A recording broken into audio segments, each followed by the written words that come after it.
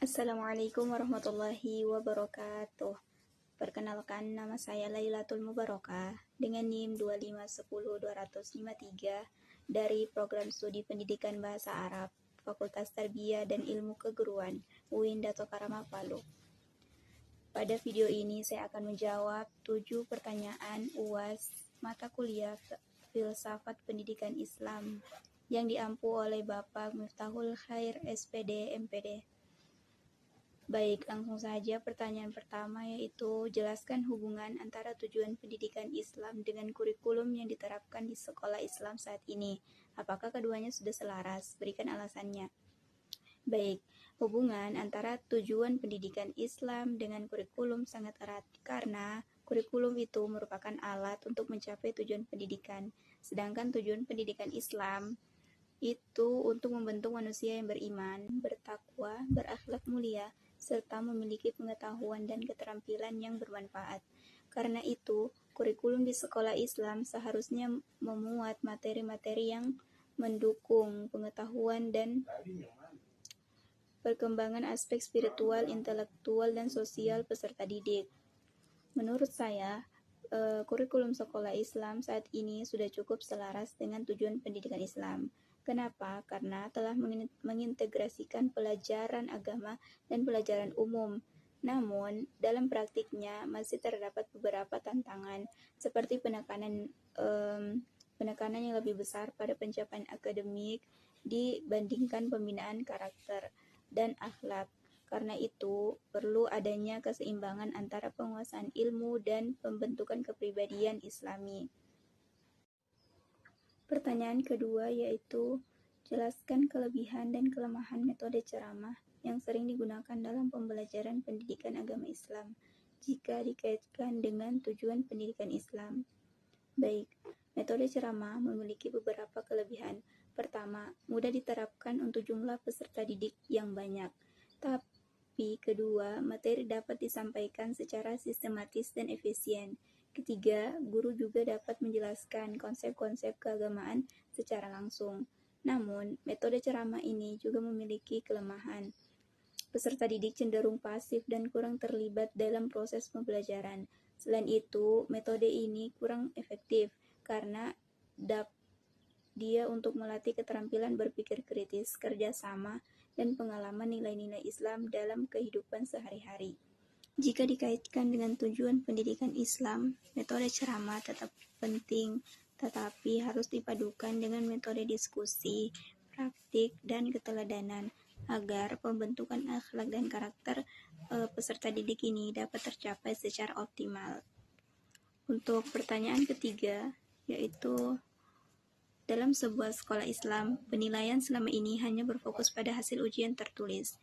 Bagaimana Anda menerapkan konsep evaluasi pendidikan Islam untuk menilai aspek pengetahuan, sikap, dan perilaku peserta didik secara lebih komprehensif? Baik, jika menilai hanya berfokus pada ujian tertulis, maka yang terlihat hanya aspek pengetahuan. Dalam konsep evaluasi pendidikan Islam, penilaian harus mencakup aspek kognitif, efektif, dan psikomotorik. Untuk aspek pengetahuan, saya menggunakan tes tulis dan tes lisan. Untuk aspek sikap, saya melakukan observasi terhadap kedisiplinan, kejujuran, tanggung jawab, dan sopan santun kepada perilaku peserta didik. Saya juga menggunakan penilaian praktik ibadah, kerja kelompok, serta kegiatan keagamaan. Dengan cara ini, guru dapat menilai peserta didik secara lebih menyeluruh, sehingga hasil evaluasi tidak hanya menunjukkan kecerdasan, tapi juga kualitas akhlak dan perilaku peserta didik tersebut. Nomor 4, jelaskan keterkaitan antara keluarga, sekolah, masyarakat dalam membentuk karakter peserta didik menurut perspektif pendidikan Islam. Baik, dalam perspektif pendidikan Islam, keluarga, sekolah, dan masyarakat ini merupakan 3 lingkungan pendidikan yang saling berkaitan. Kenapa? Karena pertama, keluarga ini sebagai pendidik pertama dan utama bagi anak atau madrasatul ula. Orang tua berperan menanamkan nilai agama, akhlak, dan kebiasaan baik sejak dini. Sedangkan sekolah itu berfungsi untuk mengembangkan pengetahuan, keterampilan, dan karakter setiap peserta didik, melalui proses pembelajaran yang terarah dan teratur. Sedangkan masyarakat menjadi tempat peserta didik menerapkan nilai-nilai yang telah diperoleh di keluarga dan sekolah. Jika ketiga lingkungan ini bekerja sama dengan baik, maka pembentukan karakter peserta didik akan lebih efektif dan menghasilkan pribadi yang beriman, berilmu, dan berakhlak mulia. Untuk pertanyaan nomor 5, yaitu jelaskan menurut Al-Ghazali menempatkan pembinaan akhlak sebagai tujuan utama pendidikan dan bagaimana gagasan tersebut relevan dengan kondisi peserta didik saat ini. Baik, menurut Al-Ghazali menempatkan pendidikan atau pembinaan akhlak sebagai tujuan utama pendidikan karena menurut beliau, ilmu tanpa akhlak dapat membawa manusia pada kesesatan. Kenapa? Karena dapat menyalahgunakan ilmu.